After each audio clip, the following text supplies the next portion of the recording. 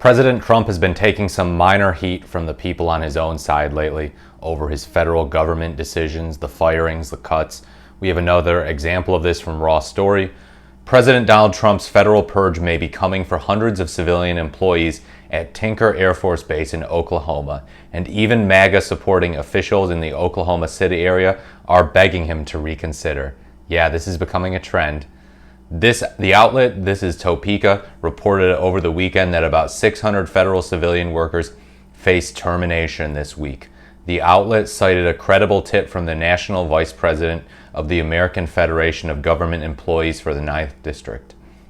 The air base is the largest single-site employer in Oklahoma, and it heavily leans on its civilian workforce for its daily operations, the outlet reported, and the whispers are rattling the region, with officials including House Minority Leader Cindy Munson saying they're demanding answers about Tinker's status. Tinker hasn't reached out to me, Midwest City Mayor Matt Dukes told the Oklahoman. I've seen the same story but haven't been able to confirm. I haven't heard from any federal officials, but just looking at what's going on throughout the country, layoffs wouldn't surprise me. People are frightened, Munson said, and we need to know exactly what is happening. Yet Trump's frightening these red state MAGA people, huh? Quote, we're trying to focus on Tinker, the FAA, the other federal entities, and their employees right now, she told the newspaper. We've taken steps to make sure the families of these employees and all of these individuals out there know they are supported. And Choctaw Mayor Chad Alcox, a supporter of Trump, wrote on Facebook that federal workers are under attack.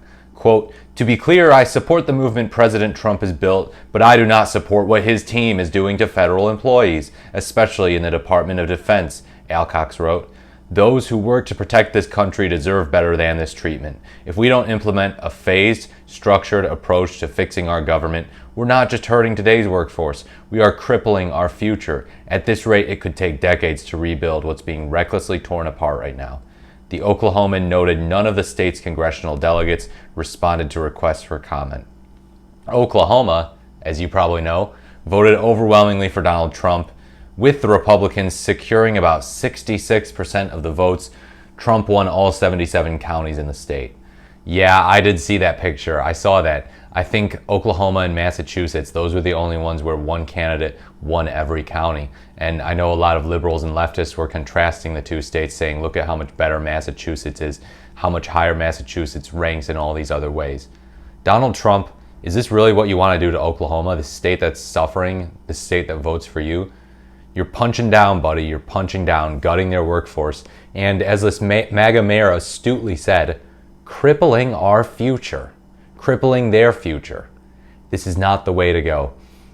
Red states and their tax cuts, as David Pakman has explained, are no good. They harm themselves, but you know what's even worse? When the federal government goes after them like this, when the federal government cripples them like this.